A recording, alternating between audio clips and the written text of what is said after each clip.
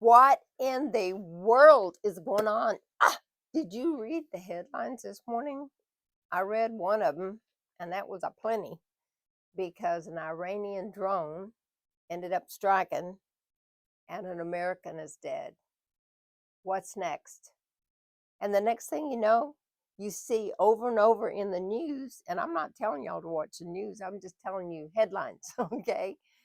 The next thing you see is China and Russia like, hi y'all, we're shaking hands, okay? What's going on with all these wars? What's going on with people coming up with new ways, underground, under the ocean ways to kill people, masses of people at one time? Satan's very busy. And let me tell you, he's not going to stop because he thinks he's going to win this thing. It's an antichrist spirit. Every time we want to get aggravated or mad at the person, but that's not true. Ephesians 6 says that we don't wrestle with people, men and all that. We're wrestling with demonic powers and antichrist spirit. You know, God asked me back in 1991, he said, I want you to pray for this nation. And I said, how am I going to do that? And he said, you pray and I'll tell you how to do it because I want you to push back impending danger. 1991. And I began to see things then that I'm actually watching now actually take place.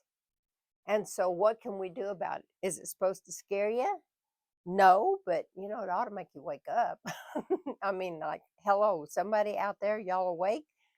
Crazy things are going on. But let me just show you, so you understand from the Bible, because we need to understand from God's perspective. In James chapter 4, he said, like, he said, where do these crazy conflicts come from? Where does wars, this is verse 1 now, this is in Texan, y'all, okay? Where does strife, where does wars come from? They arise from sensual desires that are warring inside. Jealousy, being covetous, they become so unfulfilled that they become murderers. That's horrible. And that's what's going on. But God always has an answer for you. Now, Jesus said in Matthew 24, he said, you guys are going to hear wars and rumors of wars. We know that people are right now trying to work with demonic structures to start World War III. We don't want that. And it's not time. And so, what is your place? What can you do about it? How, first of all, you got to deal with that fear that's on the inside of you. All of us do. We think, well, maybe I'm not really afraid of this, but I might be dealing with that. And so, what happens is we have to embrace the love of God. You know, in Ephesians, Paul said we need to know the height, we need to know the depth, and we need to know the width of the love of God, because the love of God casts out fear. Because when you're fearful and when I'm fearful, we can't think straight. I mean, thinking is all goofy. And so the first thing we have to do is wait a minute, God, you've got this. And begin to find out from the Lord what exactly is going on. You hear the different prophets saying different things. You hear newscasters saying this. You hear different preachers saying that. But you need to find out for yourself, Father, how do I deal with this? And do you have wars going on inside yourself? I mean, I bet some of you do. Sometimes I do. You know, you just think, I don't want to do this. I need to do that. And maybe I should do this. And the next thing you know, you're just, you know, flopping back and forth on two waves. And God says, no, I want you to calm down. I want you to think straight. And this is what you can do about it. And it's so interesting. Yesterday, it was the Jewish Nissan calendar. And it was really cool because yesterday also my granddaughter got married. So it was a really special day. But it means the beginning month, or it's a month of miracles. So, what is God telling us? We're going into this time of Passover where we celebrate and remember Passover, remember the blood of Jesus Christ. And so, okay, now we're talking about wars. They're shooting, they're killing. I mean, you know, one of our Americans got killed. And so, what's going on? How are we going to do this? Let me tell you how you're going to do it. We got to have a weapon. And we got to have a weapon that works. Fear doesn't work. That's not going to work. And us wrestling with stuff on the inside of ourselves ain't going to work either. We got to get calm, cool, and collected. We got to be able to see, wait a minute, that's what the news is saying. That's what the Ancient of Days is saying. You know, Daniel 7:25. He's just trying to wear out the saints. That's what he's trying to change the times and seasons. So, what would be your weapon? Your major weapon?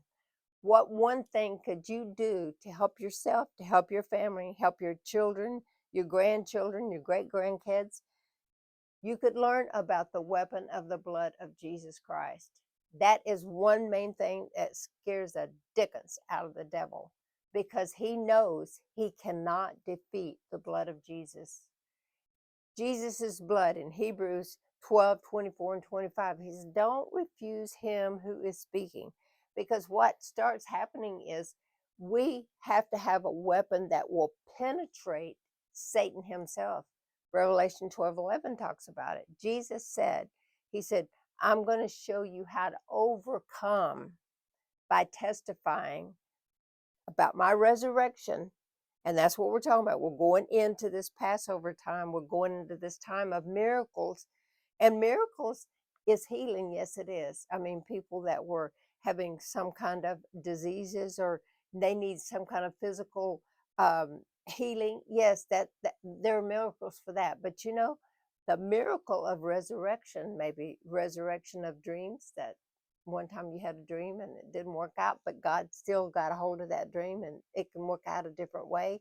Maybe resurrection of a relationship, resurrection of ministries, or whatever. It could be all kinds, but resurrection of the United States of America, to return to our roots, our very roots.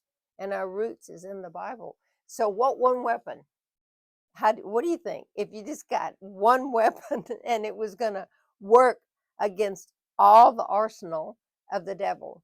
Wars, wars. Oh no, World War III coming tomorrow. What are you going to do? You're hearing all this stuff.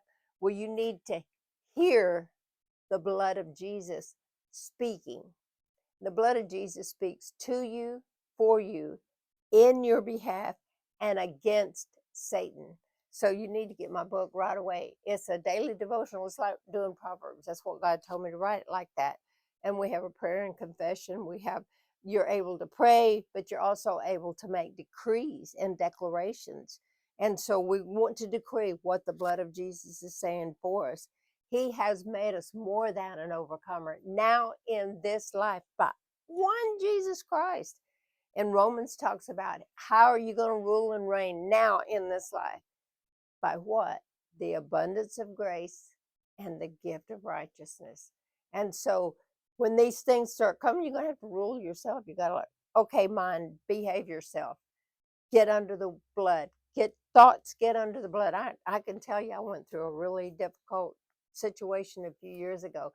My emotions were like a ping pong ball. And so I said, Jesus, what am I going to do with this? He said, you learn how to put those emotions under the power of the blood of Jesus, and you will absolutely win in this. And that's what we got to do, because we get up in the morning, we're going to hear something else about another war. And so my purpose is to tell you what in the world is going on. His blood is speaking. That's what's going on. And that's where you need to stand. And having done all to stand, then stand. Because we've got to have a weapon that we know is actually going to work. You know, I've actually seen demons, which I'm not real proud of. But anyway, and how did I overcome it? I just said the blood, the blood, the blood. And then I've had my emotions like a runaway train. And I said, emotions, you get under the power of the blood of Jesus.